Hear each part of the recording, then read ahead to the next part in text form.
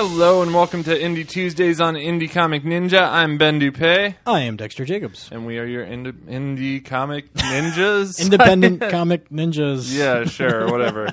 Yeah, so it's been a couple weeks since we hopped on here. Yeah. Which is good because we have a decent amount of books that I feel like we've read. You know, Yeah, it's always like I feel like it's always fun when I have like two weeks where I haven't read comics, because then I have 2 weeks worth of comics, so I can sit and just read for a little while or whatever. Yeah. Well, and nice. It was nice too because last week the reason we didn't have a show is we were busy Comic-Conning. Yeah. You were working at Wizard World here in town, right? I was. Yep. In your Mayhem Comics booth. yep. Yeah. And I got to go. I went there. We both got our pictures with Stan Lee. That was awesome. And I got to go up to SpringCon, or MSP Comic Con, formerly known as SpringCon. So what does MSP stand for? Minneapolis St. Paul. Okay, cool. So it used to be called SpringCon because they also have a FallCon, which is the equivalent, I guess, of Icon and MiniCon here in Des Moines. Sure. They have a much larger con, though. I think SpringCon, MSP Con, I guess, is pretty big. It fills, I don't know, it's in like the grandstand type thing at the state fairgrounds, like actual comic books there. It's like all indie. They had a couple big names. I didn't interview any of them, but I stuck to a lot of the indie guys. But it's a full building of mostly indie creators. Yeah. So that was the thing like about our Comic Con that I wasn't like. I mean, I loved our Comic Con at Wizard. Yeah, it was super fun. But it was more of a pop culture Comic Con, whereas we were the only vendors there actually selling comics. There were only a couple creators there. MSP sounds like it was actually a Comic Con. And I think part of the problem was that they're on the same weekend, and Minneapolis being so close, I think a lot of the indie creators who are in the Iowa area will opt to just go up to MSP Con because it's been going on for a long time. Sure. And I've even heard rumors that like they tried doing Wizard World up there at the same time as the MSP Comic Con, and MSP still got more traction. Really? So, and I think the thing too is just that like Wizard is just more of a media celebrity thing. I feel like than it is really comics, because I feel like even when it first came to Des Moines and it was much larger than it was this year, it was still mostly celebrities, right? And not a ton of creators. It was nice. I got a chance to go talk to Phil Hester. He's always fun to talk to. Yeah, it was the first like real conversation I got to have with him. It was a lot of fun to get to know him. I saw Andrew Southern. Yep. Yeah, he was there. And got to chat up with him and catch up a bit. Talked a little bit about his, not a ton about his comic actually that he's working on. But he said he's going to give us a copy once it was done. So he sent me some character sketches the other day. We're actually working on a T-shirt job together right now. We're going to be printing. Well, hopefully we put in a bid for printing shirts for Mayhem Comics. So cool. I did the design for them. I don't know if I showed you the finished product. Not. I'll show you after the show. But yeah, we're putting in a bid to like actually rent out some equipment and screen print the shirts for them, so that'll be fun. Yeah. So before you go any further, I do want to let people know Indie Comic Ninja is a podcast where we talk about indie comic books. Go figure. And on Indie Tuesdays, we like to talk about the weekly comic book releases, kind of review them, recap them a little bit. So in that heart, we are a semi-spoiler podcast. We're going to try not to be too spoilery because we do want to encourage you guys to go out to your local comic book shop and buy these comic books. But whenever we're talking about something, it's impossible for us to go into it without spoiling anything at all. So we are going to be talking a little bit of plot beats, character developments, and stuff for the book. So we're going to be covering this week.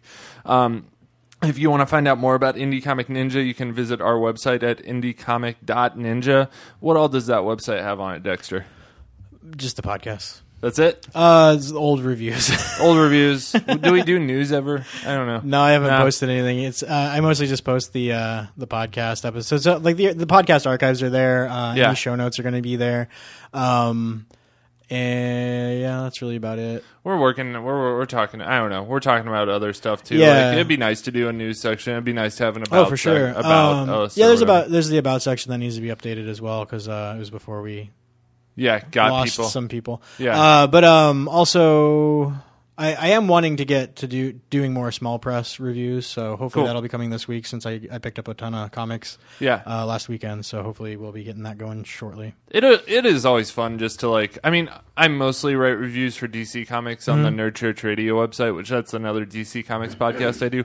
But I always do jump on and sort of try and write random articles every now and then. I'm working on one right now because I got into an argument with my brother the other day. Actually, he I think he said comic book films are not art. They should not be considered art.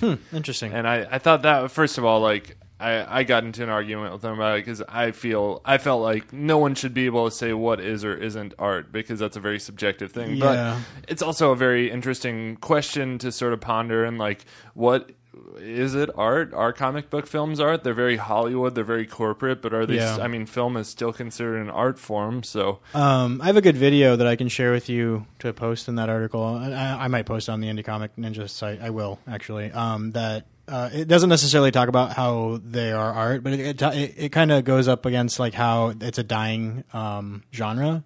Yeah, like it's going the way of the Western, which I would argue with. But it's an interesting video because it gets into the concepts behind just the different themes that movie themes go through as they kind of die out. Yeah. And how, like with the movie Logan, how it's, and Deadpool for that matter, are kind of like turning it on its head a little bit. Yeah. And so it's kind of showing that it's not necessarily dying out, but it's just evolving. Yeah. Which, it's honestly evolving into a more of an artsy style. It is, absolutely. For like, sure. I mean, honestly, man, there's a lot of people that would argue with me on this, but I put Logan about at the same level as like No Country for Old Men. Yeah. I mean, I'd say they're.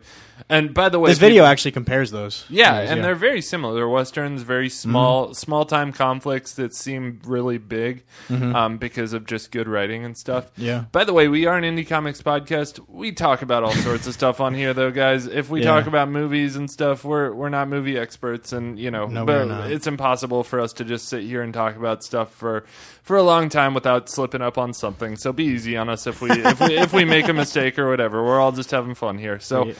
And also we do have a listener line. If you want to call and leave us a voicemail, we might play it on the show if it's nice. So the listener, if you have something nice to say to us, the listener line is 641-715-3900, extension 345703. Also, if you don't want to have your voice on the show, but you do want to have your voice heard on the show, you can email us at info@indiecomic.ninja. Yep. Did that sound right? Voice heard? Yeah, that was good. I just made it up off the cuff. Going, keep things moving here. You can also just tweet at us at Indie Comic Ninja on Facebook, Twitter, Instagram at us if that's how you want to do it. Yeah, sure.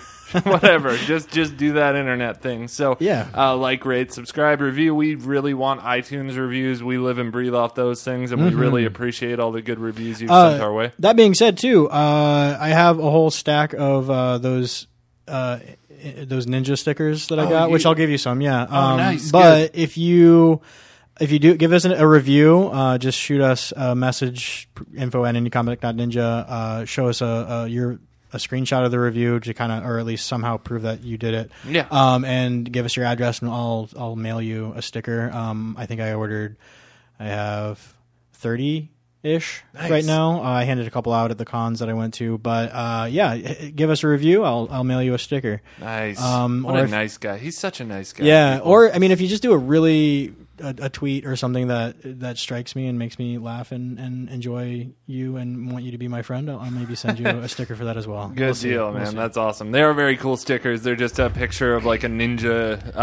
It's just a ninja face. Yeah, like an illustration. And actually, that was Jam Bryan that did those. Which we interviewed him. He wrote. He's working on a comic right now called Closer.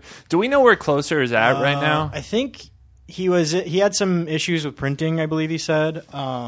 And it sounds like it's almost done. That's cool. Yeah. Sorry. He pulled out these ninja stickers. I'm stoked about them. They're really, really cool. So I'm going to stick one on my laptop after this. But hit up at JMB Writes, I think is his Twitter handle. Nice. He's doing a lot of illustrations. I think right now he's doing a lot of commissions, $5. He'll draw whatever you want. Nice. In this little cartoony style that he has, which is enjoyable. Oh, yeah, totally. Sure. It's great, man. I love them. It's very inspiring, too, because I do graphic design, but I also like to illustrate every now and then, just try my hand at it. You know what would be cool? cool is like if we had these right here, these stickers of the ninja head, just had it as a circle seal on the breast part of a shirt, and had like, you know, so and actually if I get this Mayhem print job, I'm gonna be using my portion of the profits to print shirts for one of the podcasts that we do. So yeah, that's actually a really cool idea, and I could see wearing that even if I was not a fan of Indie Comic Ninja, just because it would be a cool looking shirt. So well, and I've been looking into patches and different stickers and stuff too. So if there's any swag that you think we should be doing, let us know. Yeah, man, we'll deck you out. So give us money too. Yeah, for sure. Yeah, we always like that. So all right, cool. Well, we will move things on. Actually, oh yeah, one thing I was about to say before we move on to the news. It's so cool to see. Like, we've been doing this show together now for what, like a few months, probably 3 or 4 months? Since December, November. Wow. Time flies. But it's so cool to like interview creators, and then a few months later you see their books like coming to fruition and published, and it's like, oh man, that's so cool. Like, I talked to him about it while it was still in the conceptual stages and stuff. Which reminds me, one of the guys we interviewed, the first guy that you and I interviewed together, maybe the only one now at this point, Sadat. Sadat Uzgan, yeah, he has a cover coming for IDW Judge Dredd #5 cover. It's a variant, I suppose, cover B. I got mine ordered, so it's coming out in August. Yep, and he did the inks on that. Pencils and inks, I think. Yeah, and it is a sweet-looking cover. I'm very excited about it, and then even further excited to go to a con that he is also at to get it signed. Yeah, but, totally. He's in Germany, so it was going to be a while. yeah, totally. But I'm looking forward to it. Yeah, man, it's totally his style of art too. I mean, he knows how to draw anatomy, and he's so clean and. Well, and his style fits really well. I feel like with Judge Dredd, like he's a good like illustrator of soldiers. Yeah, I feel like because he did a really sweet Cable last week that looks really good, and he's done a couple other. I think he actually was working on a comic with a guy that was like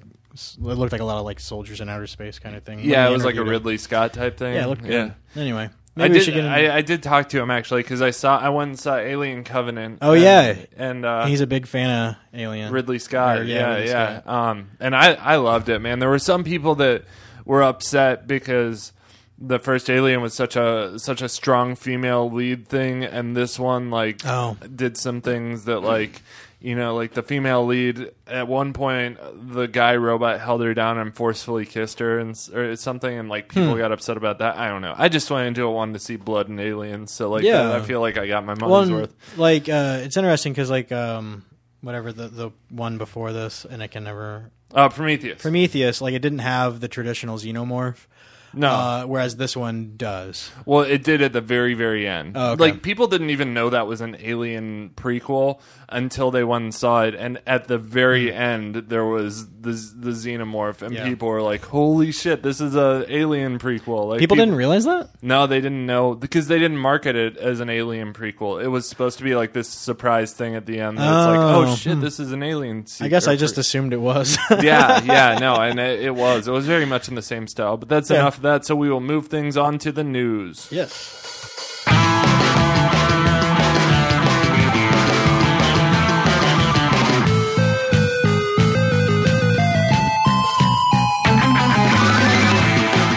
All right, so for news this week, I really don't have very much. It's kind of hard to find news related just to indie comic books. Oh, yeah. I had a couple of things that weren't indie related. I guess one of them, one's con related. The big news with what is the Phoenix Comic Con? A guy with some guns claiming he was the Punisher. Oh, and he had real guns? Yeah, he had real guns, and he snuck in. Shit. And when informed that you're not allowed to have real guns, he said that doesn't apply to him because he's the Punisher. And he was apparently he was targeting corrupt cops and specifically Jason David Frank. Is that his name? The Green Ranger. Oh, okay. Because it was.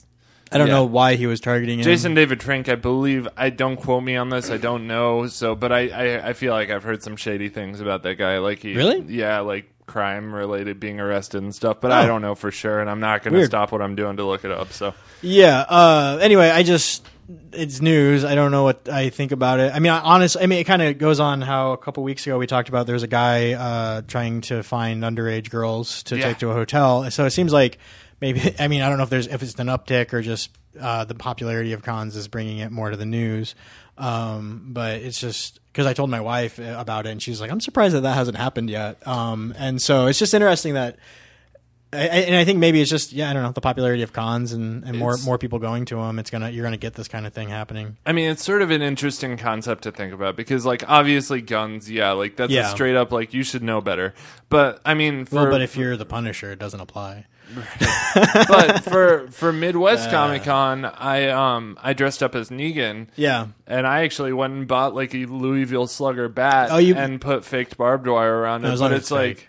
Yeah, it was fake barbed wire, but it was a real bat. So it's like at that point I have a real weapon. It's not a wiffle ball bat or something. Yeah. So it's like, where do you draw the line on stuff? You know, like, I mean, you want your costume to be authentic, but you obviously don't want something that could be considered a weapon. That's funny, too, because like when I went to Comic-Con and I was in line to get signatures of the guys who wrote The Last of Us. I don't know if they wrote the video game or not, but at least the comic book, and it might have been the same guy. I didn't know there was a comic. Yeah, it's a prequel to the game. Oh, cool. It's pretty good. But anyway, I was in line, and the two people behind me had spot on Joel and whatever the little girl's name. I can't remember. But it was a couple, and they were spot on. Really? Down to a Louisville Slugger with a real scissors that they cut up and duct taped on there, like in the game. Like in the game, yeah. And they had real scissors, and they were just when I was talking to them about it, they're like, "Yeah, we don't know how we got past security. We just kind of walked in, and they didn't stop us." It's like, oh, great. I mean, that's awesome. I feel like I don't know, like, I feel like taping scissors to a baseball bat. Well, but they were real scissors. I know. At least one swing is going to do some damage. I know, that's what I'm saying. I feel like having a real bat is like, that's okay, I guess, because you're not. I mean, if I accidentally bump someone with a real bat, that's not going to cause any harm. But if I wrap like real barbed wire or put real scissors on it, then if I accidentally hit someone or bump them with it, there's a chance someone could get cut. And that's like, okay, if there's any chance of accidental harm here, like we should. Yeah. And the moral of the story here is just, when you're at a con, keep your eyes open. Don't just assume that things are safe. Yeah. I mean, that's what's like real life. Event. It's just like going to a basketball, an NBA basketball game or whatever. Yeah. So I got a little news here. We'll trade back and forth. Yeah. So next news I got is,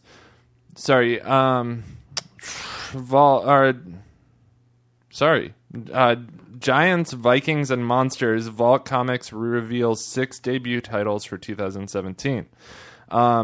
So Vault Comics, which is an all-new comics publisher, have you heard of them? I've never heard of them. Okay. They're all new. That makes sense. Yeah, so they first made themselves known at San Diego Comic-Con last year in 2016. So they are announcing AV Club has exclusive premieres from its first 6 launches, and we have covers and info about the books below. Fisher is one. I'm just going to list off the titles because I don't really want to like go into every single like summary of the book, but Heathen is one. It looks like kind of a demonic heathen type thing. Fissure is another. This is written by Tim Daniel and art by Patricio Del Pesci. It tells the story of a sinkhole that opens in a racially divided Texas town. So that looks pretty cool. Powerless is another one. And this isn't related to DC. This is a whole different Powerless. It's a sci-fi story where there's no superheroes, and everyone has superpowers, except there's a newly emerged virus that's erasing those powers, and it's up to like one quarantine agent to figure out what's really going on. So that sounds pretty cool. Karma Police, which is another one. A young woman who's also reincarnated by Buddhist monk and fights monsters and other supernatural threats in a Buddhist sort of way. That sounds weird and awesome. Galassi is one. Then Failsafe is another one. So that's all 6 of them. And the art is striking. It looks cool. Yeah, the covers look very good. Yeah, man. I mean, it looks very much like these guys could be the next like Aftershock, where it's like an indie publisher that came out of nowhere that's putting out good books. The thing about Aftershock is they had a lot of big names writing their initial books. Yeah.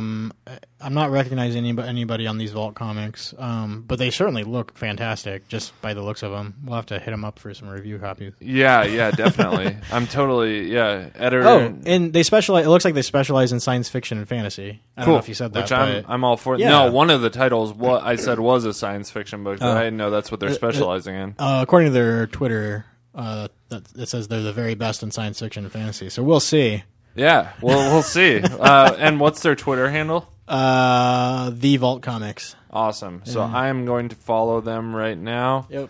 and you all should do the same because they're a new publisher coming out with new books. You guys should be on the lookout. So we don't know when the next one comes out, but we will certainly let you guys know, and we're going to contact them for some review copies. So what else you got for news? The other big news that I noticed, and maybe you might know more about it since you're a DC person, is that Zack Snyder is off of Justice League. He's not going to finish it. Zack Snyder's off of the Justice League film for the saddest reason possible. Yeah, man, it's rough. Yeah, it's really bad. So basically, his daughter committed suicide. I don't know the details, and I don't know if I want to look into it. But back in March, too. Yeah, and so it sounds like he tried to bury himself in work, and that just made things worse. So he is stepping down, and Joss Whedon is going to finish up the movie. Which right now it's just in editing and stuff, as far as I reshoots. Okay, Yep. So we'll see. But he's from what I understand, Joss Whedon's going to finish it in Zack Snyder's vision. So it's not going to become Whedonized. No. Which is probably for the best, I suppose. I guess, man. I mean, yeah, it's like I know that I've heard a lot about this, and there's a lot of trolls out there that are giving him a hard time, and it's like, man, dude, this is real life. That's a movie. Obviously, real life comes first. They were going back over to London to do reshoots, and that's where he was like, well, I need to stay here with my family. Yeah. So it's and that makes sense. For sure. So, I mean, our thoughts and everything go out to his family. Oh, absolutely. 100%. I feel like we need to say that. Yeah, but, I mean, whether I like the guy's movies or not really makes no difference at that point. It's a human thing where it's like, I just am terribly sorry that his family's gone through a tragedy. I mean, that's awful. So, but yeah, that was the only news I think I had. Cool.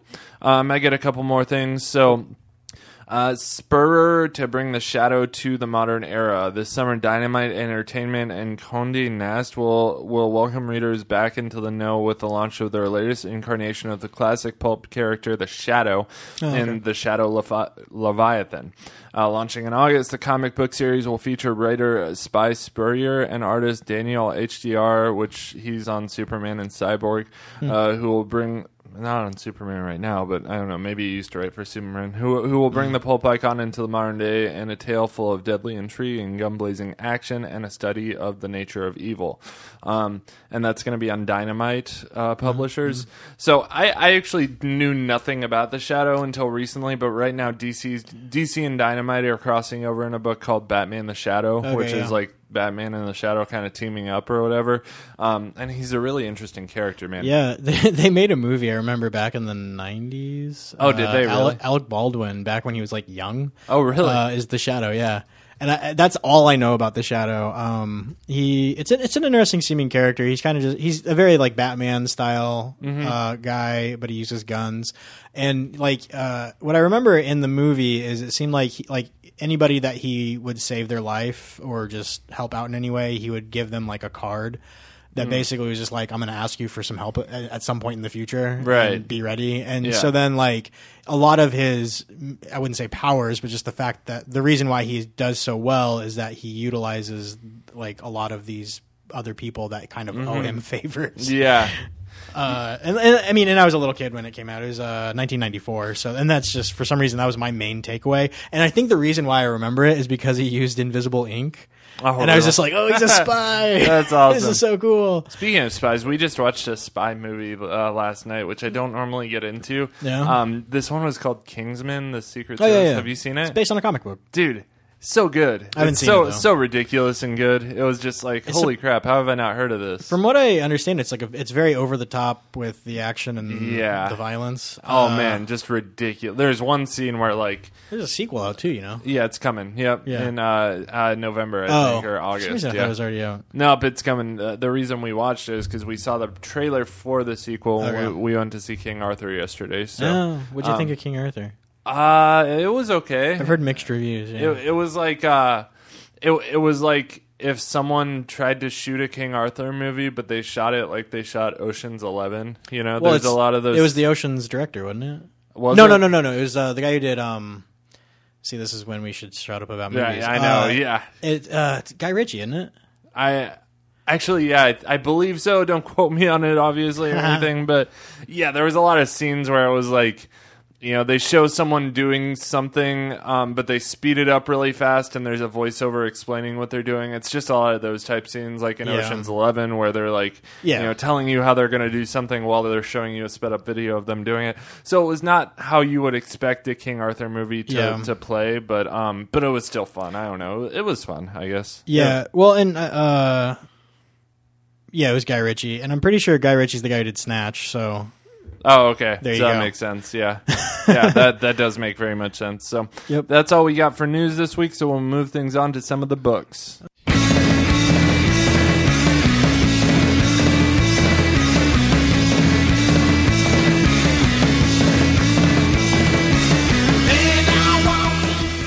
All right, so books this week. What do we got for books this week? Grrl Scouts. Grrl Scouts. Royal City #3. Plastic #2. And then I'm going to talk about God Country #5. I know you got a couple things that I didn't read. Yeah, I was going to talk about Moving Bodies, which is one of the books I picked up at MSP Comic-Con. Cool. So let's get the one that I don't think either of us really liked out of the way. This is Grrl Scouts #1. This is written by Jim Mahfood.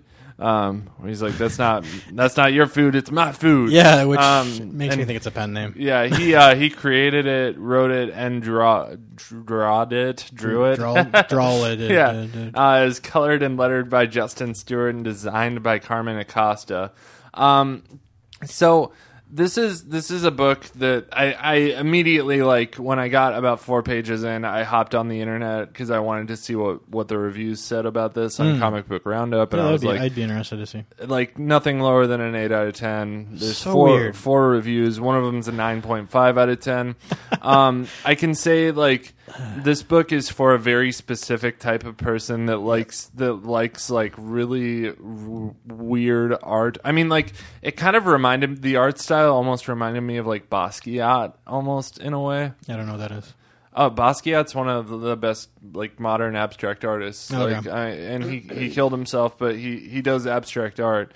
Or he may have died of a drug overdose. I don't know. But anyway, it's very like just almost like abstractive artwork that's like, it's almost impossible to understand what's going on. I mean, there is a story buried underneath of it. Yeah. Well, the style, I guess, in general, reminds me a lot of like those old MTV cartoons. Where there's just like, it's really loose and jagged and a lot going on.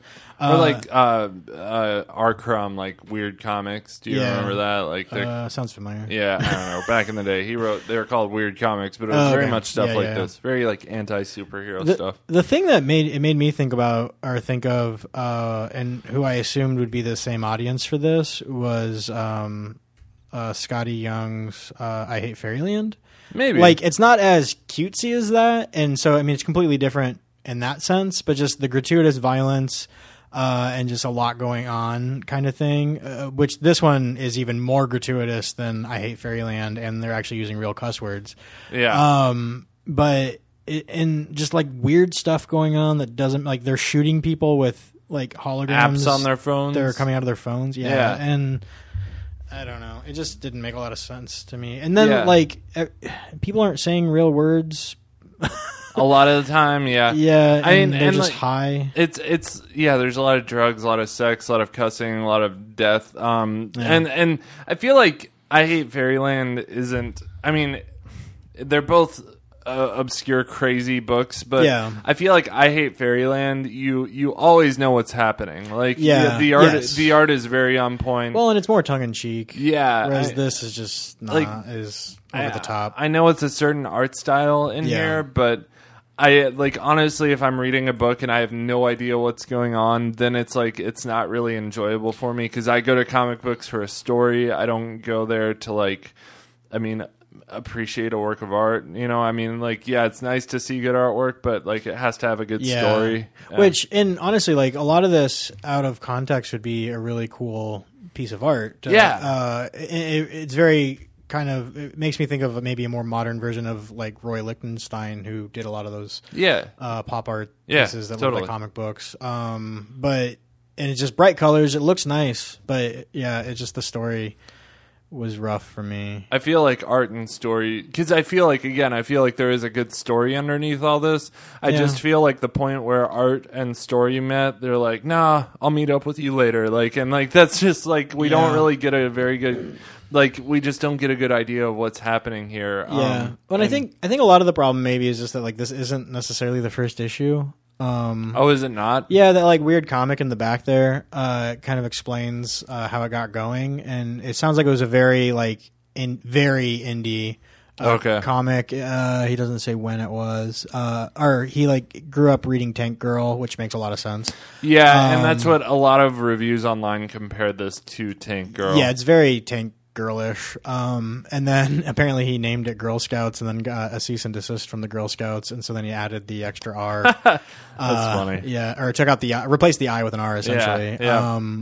And then I think it looks like he kind of published a couple of issues on his own. Kevin Smith apparently read it and liked it and helped promote it, and that's how he got it published. Seems about right. Where did he get it? He got it published somewhere.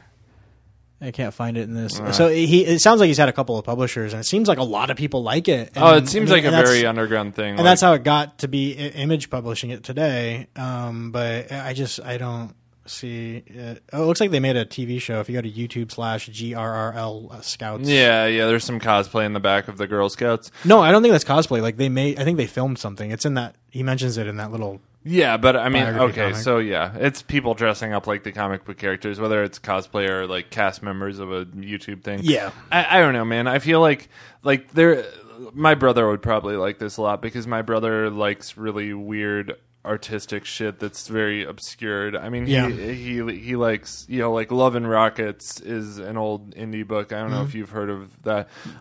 It's a very good work of art. It's obviously like it's critically acclaimed as some of the best comic book literature that's ever been made.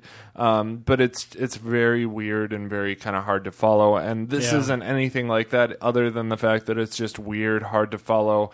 And I could see a cult following here for sure. Because I know it's a good book. It's just I'm not normally into stuff like this, so it doesn't appeal to me really. But that's how I feel. I mean, I can still appreciate it for what it is. I guess I congrats to them for making it with Image and stuff. That's awesome. It's just not something that I'll probably continue to read. Well, and that being said, I always like to encourage people who do like these books that we don't like to write in or call in and let us know why you liked it. We'll play your recording if you explain it to us. Yeah, man. I mean, like if we're missing something here or whatever, or I mean, or if there's just a reason you like it that we don't like it for that same reason, just let us know. It's always fun to talk to people and have different opinions on this because there's some stuff that like I love certain things and I know Dexter doesn't like, and like vice versa. Like I know two of our books this week are probably pretty divisive. I know I like Plastic a lot, and I don't know how into it you are. Nah.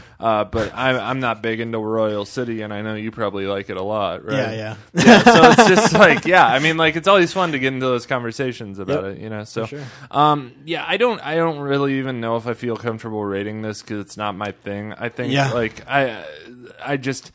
My heart wasn't in it when I was reading it, and it's almost like if I'm watching a really good like if I watch Game of Thrones, I'm not really comfortable rating Game of Thrones because I just don't like shows like that, and I don't want to give a rating just based on my dislike of the genre. Yeah. So I'm not going to rate this one. Are you? If I rated it, it's going to be like a 4 or 3. Yeah. But the thing is like it's just I know that it's not my thing. It's just a genre thing. It's not like a comic thing, really. So that's cool. We can move things on. Why don't we talk about Royal City? We'll do your liked book first. So this one is written by Jeff Lemire, illustrated by him as well. Yeah, written and illustrated by Jeff Lemire.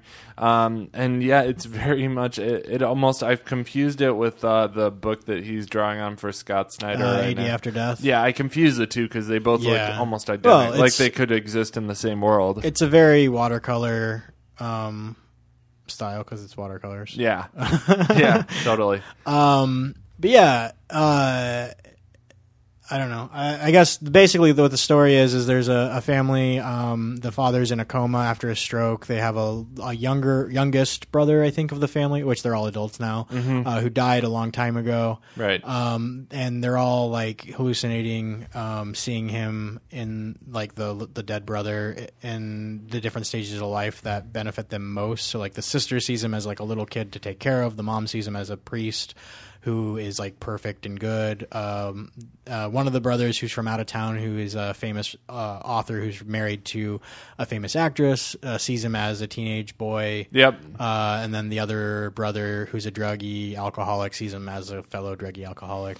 And like the dad. On the dad, though, every time they show him, it's with an infant. So yeah, and we just kind of follow basically like these people around, and sort of it goes in and out of like character dramas between all of them and the family dramas, and I think that's one of the things this book has going for it is like the family drama, because it hits really well home with that. Yeah, well, and that's really what it is. It's almost like a soap opera, I'd say, where it's just kind of they're dealing with the father's coma, also the sister's trying to get this this deal going with this giant factory in town, and her husband is trying to stop it.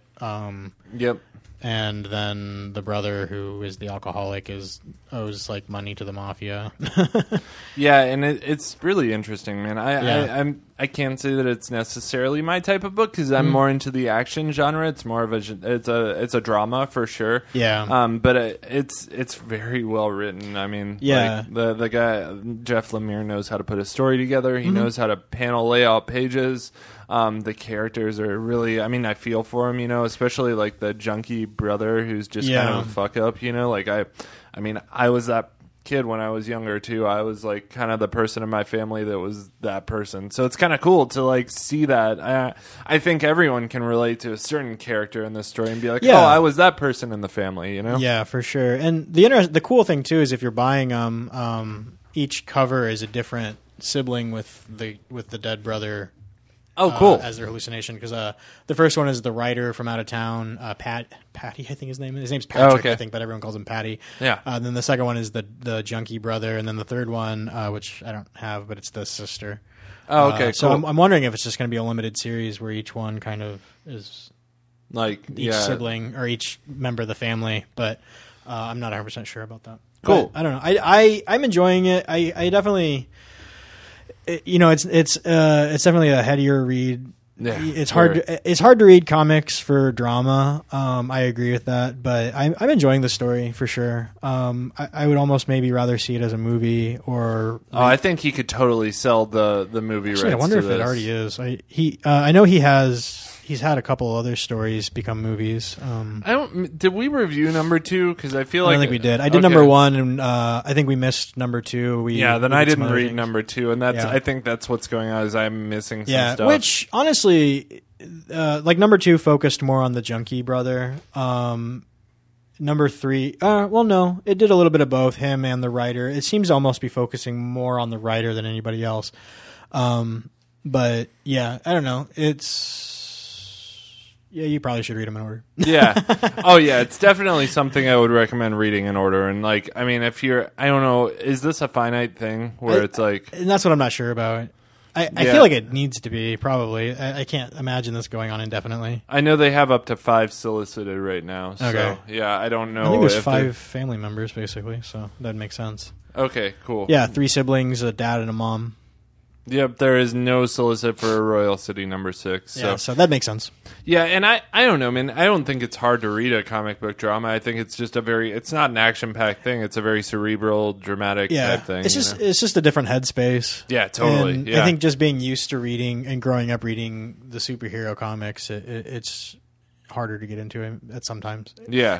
Well, I don't know. I have a 2-year-old, and so like I'm trying to read comics while he's running around, so, which makes it a little more difficult. And maybe that's my problem. I imagine. So. Yeah. I could see that being kind of difficult sometimes. So yeah. So let's talk ratings on this one. What would you think? I give it an 8. I have a hard time saying it's a everyone needs to read it comic. But if it's your genre, if it's the type of thing you like, you're going to enjoy it immensely. Like, if you like the Jeff Lemire stuff where he watercolor illustrates, then you're going to like this. I mean, especially if you like 80 After Death. Even though he didn't write that one, I would put them together. Very, for sure. very similar. Like, I swear, man, this could be like a prequel to 80 After Death, or like something like the Fargo TV show where it's like 10 years before that happened, and it's just some other family, and maybe there's some small link or something. Like, I could see them doing something like that. I don't know if they're going to. There's no plans to that have been made public, but I mean, doubt it. Yeah, I doubt it too. But it could happen. I mean, because that's how similar the books are. And so I don't know. For that, I give it probably an 8.5. Nice. I'm up there, so I think it's a really good book. But we'll move things on to one book that I really liked a lot.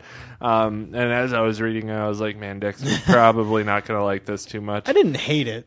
No, it's just a genre thing. I think Andrew would have hated it more than you did. Yeah. But Plastic #2. Story on this one's by Doug Pottymouth Wagner. Art and cover B are by Daniel Scribbles Hilliard. Colors by Laura Catlady Martin. Letters are by Ed Comic Sans Dukeshire. I gotta wonder what that name is about. Oh, letters. It's just a joke. Yeah, I know, yeah. Typography. Cover A is Andrew Biker Dust Robinson. I just had to read all those names because I did that at the beginning. That's pretty cool. So, yeah, man, we're following a former serial killer as he's been kind of like, you know, his lady's been taken captive, and his lady, quote unquote lady, I say lady, his sex doll that he treats as a lady, and he's being forced to like kill some people or whatever, and he's kind of taking back the reins in this situation and is like, you know, it's just following along that trail. I mean, this guy looks like Bruce Campbell, like a young Bruce Campbell. He very much looks like just like the Evil Dead Bruce Campbell. Yeah. And I feel like they probably modeled this character after him. And it's got a very Evil Dead feel, just the amount of blood being yeah, used. yeah, totally. I love this guy, man. I love this main character just for the reason of how crazy he is. Seeing him like go into a donut shop and how polite he is, and you know the way that like the cast of this book or the people who wrote this book kind of turned the genre on its head by making him the protagonist and the cops the antagonist. Like, you're rooting for the serial killer in this story because everyone else is just a total dickhead. Like, yeah, well, and it looks like it's revealed that the guy who not hired him but blackmailed him into killing what was the sheriff and her family. Yeah. I don't know if he's like the mayor or something, but he at least is talking to the guy who then becomes the sheriff. So it's clearly he's trying to get his hand in. Yeah.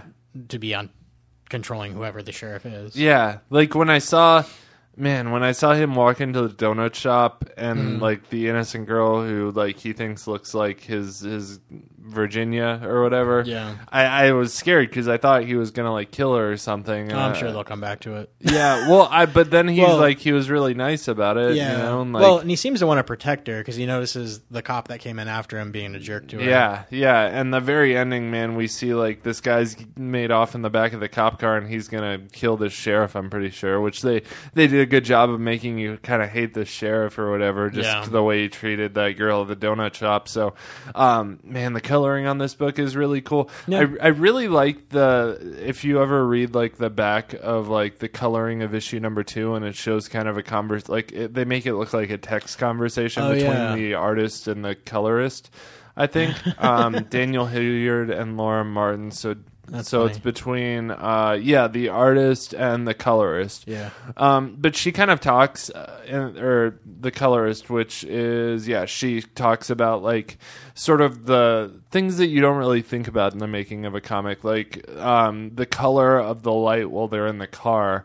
They're like, I didn't want to just make it just a standard blue sky in the background at the very beginning when they're talking in the car. They're like, I really wanted it to be like that yellow shade where like sort of the parking or the street lights are infecting the air with yellow light. Yeah. And that's like it sets the mood for a comic book. Yeah, well, and it kind of even reminds me of like when a storm is coming in. Yeah. How the sky can kind of turn yellow right before a big storm. Yeah. Like it even gives that kind of feeling to it, which is interesting. Yeah, and it's just so cool that like these are things that we don't think about. Like people don't it's not like a coloring book where they just pull out some markers and start coloring. Like there's a lot of thought that goes into people who are colorists, like they think about like what mood they want to set, what colors they want to use. Like oranges invoke certain feelings, and we learn about that in art school and design school, where it's like you learn about blue can invoke certain feelings, or muted colors can make you feel passive, whereas like a bright red color is more of an aggressive color.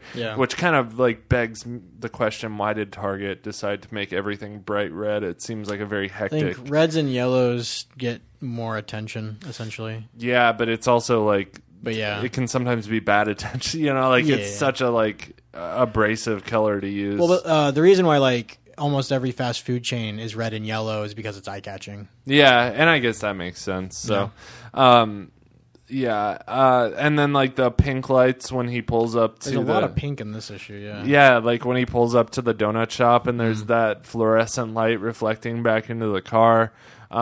It's just so great, man. Like the colors are just so well done in this. I really enjoy it, and I really appreciate how Image. It seems like they almost like they offer the chance for their artists and writers to like put something at the end of every book. They're like, hey, if you just want a couple pages at the end, do your thing or whatever. And I love it when artists and writers do stuff like that. You never see that in DC books or Marvel books, or very rarely see that.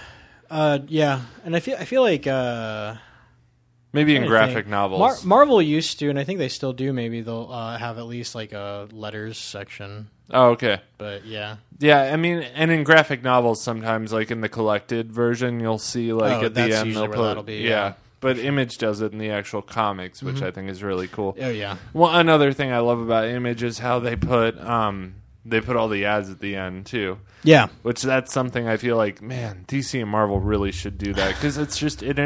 I mean, I read the review copies, so I don't see ads regardless, but it interrupts the flow of a story. Yes, it does. Well, and I feel like Marvel and maybe even DC, like they get ads for like candy bars and stuff, but then they like have the comic characters in the ad, and it looks like a comic. Oh man, like that pisses me off. There was one time, like the Snickers ad, where Doomsday is fighting Wonder Woman and Batman and Superman, and I'm reading Action Comics where Wonder Woman and Superman are fighting Doomsday, and you turn the page and it's a 2-page Snickers ad of the same characters.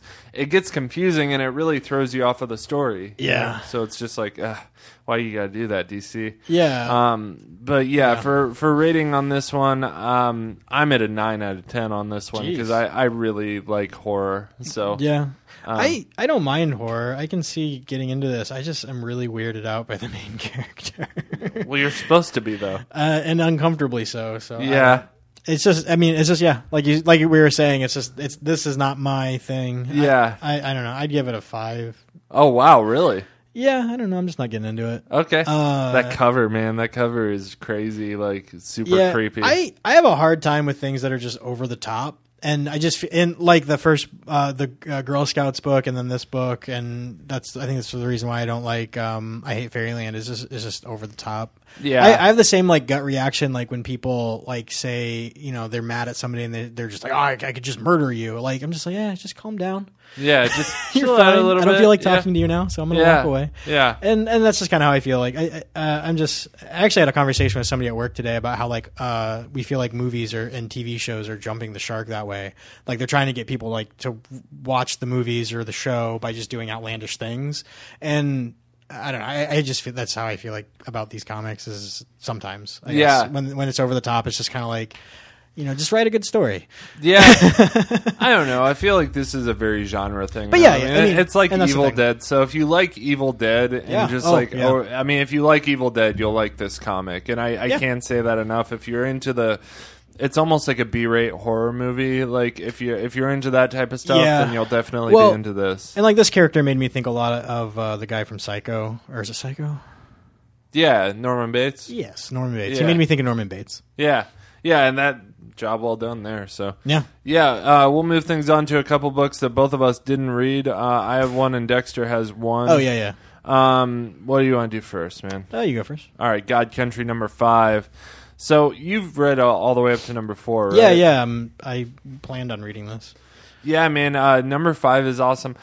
Something I noticed about this book that I really like is they do the Jack Kirby energy crackle thing where he'd do all the little dots to indicate when like energy was crackling around something or whatever. You know, whenever a superpower had, or a superpowered being had like energy around their hand crackling, and he would do the little dots or whatever, and like a purple and a light purple or something. And they do that in this book, so that's kind of a nice little like call out to Jack Kirby. I mean, I don't even know if it's intentional. He sort of invented that in the comic book genre. Yeah. But yeah, we're following.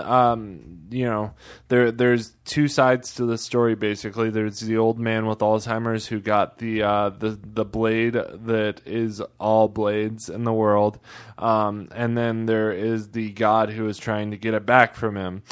So we just continue to follow the story of this god sending another one of his sons after Emmett to get this blade back, and Emmett, you know, fights the god's son for a little while. Emmett wins, and the god's son is just like, hey man, my dad isn't going to stop sending people. I'm not even allowed to go back home without this blade. Can you just give it to me? And Emmett's like, okay, I'm just gonna go find your dad. So he goes to find his dad, and that's where we end off. And it feels like, man, every issue just feels like they step it up again and again. Yeah. Like at the end of this issue, I was just like, holy crap, I can't wait to see this guy like try and take on this god, you know? And it's just like, every time they step it up, I'm just left with like a holy shit, this is awesome. Like, I can't wait to read more.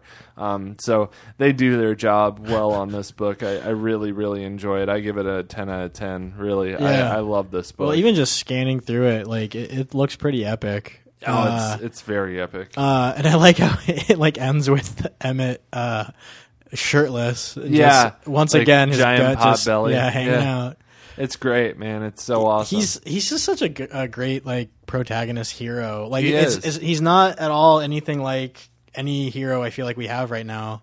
No. And it's just a stellar writing and character for this book. Yeah, I mean, taking someone completely sort of, I don't want to say ordinary, but like, I mean, he's just an old man who had Alzheimer's and, you know, I mean, dementia and sort of making him the most powerful being on earth pretty much, you know, and giving him his memory back. And then, you know, you give a man with Alzheimer's his memory back and then you try and take it away from him again. Like, good luck, you know? And he's just the perfect hero too, because like, you know, he has all this power and all he wants to do is just like live his life. Yeah. And it's nice too that he's like this old man who's regained all of his life back, and he just wants to enjoy it. Yeah. As opposed to just like this really unlikely young person who is somehow just, you know, the perfect Boy Scout. Right. Yeah.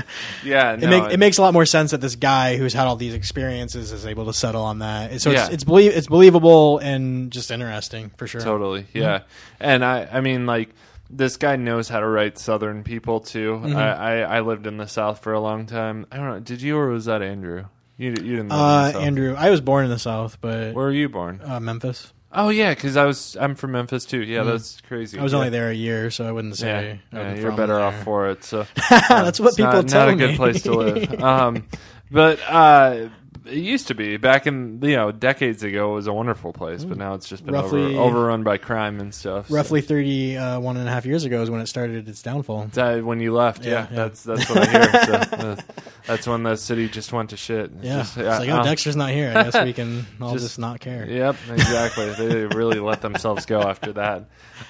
So yeah, man, I give it a 9 out of 10. Nice. No, I hope you read it because I want us to keep talking about it on the show. Oh, that's a sweet cover too. Like just the giant god on the cover. Oh yeah, it's so cool. Yeah. So yeah, you got something for us? Yeah. So this is what I would refer to as small press. The gentleman who writes it, his name is Chance Wyatt. He lives in Minnesota, Minneapolis area. What's it called? The book's called Moving Bodies. This was the first comic that he's actually written in comic book format. He had several other books that I can never remember the names of. Eat Zone, Census, and A Bright Day on the Dark Side of the Moon. I've read Eat Zone and A Bright Day on the Dark Side of the Moon, and those are just fantastic reads. And they're more in that style of like what AD After Death is, where it's more prose with images alongside it. But this is his first venture into the traditional comic book style. So what Moving Bodies is it's about this recon team, and they're investigating these colonies on planets that are kind of out by themselves. I think they said like the closest colony where like there's actually people living there and doing well is a 7-year journey. So basically they're just investigating this colony where like everyone is believed to be dead, and they're just trying to find artifacts and technology that could possibly help them now. But it's just basically this really old colony. And they happen to find one gentleman who's still alive when they're there. And it's just kind of the deal, like how to deal, what they do, I guess, to deal with having found this guy. And, you know, he's kind of, I don't know if he'd be on his deathbed, but he's definitely not going to survive the 14 years to send away for help. So 7 years to ask for the help, 7 years for the help to come. Cool. And then the thing too is just the fact that he is there. Like they can't send him back to the colony because he's possibly contaminated with whatever. Okay. Because they're all wearing suits when they're looking around and stuff. And so it's just, I don't want to say what the ending is because I want to encourage you to head over to this guy's website. I believe, Chance, Chance Wyatt, ChanceWyatt.com. I'll put it in the show notes. Cool. I encourage you. I don't think the other books that I mentioned that I've read are in print anymore, but I'm sure if enough people badger him, he'll do it. Awesome. But I read those two other books, and they're fantastic. The really cool thing about Chance Wyatt is he does a bunch of research into just these like topics, and then writes a comic about it. Like for A Bright Day on the Dark Side of the Moon, it's about an otter who's been genetically modified to build these solar panels on the dark side of the moon. Oh, cool. And then there's in the back of it, there's like this science explaining like why he chose the otter to do that. Apparently, like otters can actually do like really fine motor skills, or they have fine motor skills. Oh, so cool. Apparently, if you genetically engineered them right, they could actually do that. Oh, wow. And then Eat Zone is more of like a commentary on just people getting or eating too much, and just the way it's a commentary on society. And then he had another one called like American Society too. Yeah, another one that's Census, where it's each of these are like slightly more into the future than the one before it. Oh, cool. And so like his next book coming out, Planetarium. So keep your eye out for that one. It looks fantastic. It's about so far into the future that humans are dead and robots have kind of taken over. Nice. And they're actually doing a better job of taking care of the Earth than the humans are. Nice. And it's about how humans are kind of forbidden, but this one robot creates a human-looking body, and so it's kind of about why this robot did that and stuff. But the back of this one, it's particularly about Albert Einstein's paper on the electrodynamics of moving bodies. So it's about how when you're traveling at great speeds, the speed of light through space, you're experiencing time different than people on planets do. Okay. So the people who are traveling, basically like a 5-year span will be thousands of years for people on Earth or on a planet. So like, and so that's kind of like why these people, the initial people who like made these colonies, are just like experiencing life much more differently than like the rest of society that waited before, you know. So like these people finally got to these colonies to build it, but then the people who waited behind are much more advanced for it. Cool. But it's an interesting read. This guy, he kind of writes these books that maybe require a little bit more thinking. But if you go to our YouTube channel, actually, so just there's a link on our website, or just go to YouTube and look for Indie Comic Ninja. He's one of the guys that I interviewed up at MSP Comic Con. So yeah, if you head over there, I did 5 interviews. Chance Wyatt was one of them. And then I'm not going to remember all of them off the top of my head. But yeah, just head over there. I think there's a couple of them that are 10 minutes long. The other ones are about 5 minutes long. Awesome. So I had a lot of fun talking to those guys. Yeah, it's always fun when you can walk around a con like that and talk to all the creators and stuff. Yeah. Very cool. I hadn't seen our YouTube page before, so I'm looking at that now. It's awesome. Well, I mean, if you enjoy watching podcasts, all of our podcasts are on YouTube. Yeah. We get a couple comments on there here and there. Oh, do we? No, this is one guy. I can't think of his name. It's got a wolf or something in his name. I'm sorry, man. Oh, that's cool. That I can't remember your name right now. But yeah, so if you for some reason like to do that, but hopefully we're gonna get more videos on there. Whenever I go to a con, I'm gonna try to get some videos of interviews. I got a double lapel mic, so I can get that done. Good deal. Yeah. Awesome. Well, that's about all the time we have today, folks. Like I said, if you want to like, subscribe, rate, review us on iTunes or whatever channel you're listening to us on, Stitcher, all that stuff, please, we really do appreciate it. Head on over to indiecomic.ninja. Check out our podcast episodes. We also have some merch on there and stuff. Yeah. Patreon.com/IndieComicNinja to help us keep the lights on. Tweet at us at IndieComicNinja. That being said, we do have a new patron. It is I can't think of his name. I know him. Dustin Muriel. Cool. Which he has a comic that he sent our way as well to do a review. Cool. Cowgirl Ninja. Cool. Pretty interesting. Maybe I'll read that for next week. It's on the drive, so you can read it too. Awesome. We will check that out. Yeah. So if you want to find me on Twitter, I am at IndieComicBen. Where can we find you? Indie Comic Dex on Twitter. And that's all we got for you guys this week. Have a good week, everyone. Later.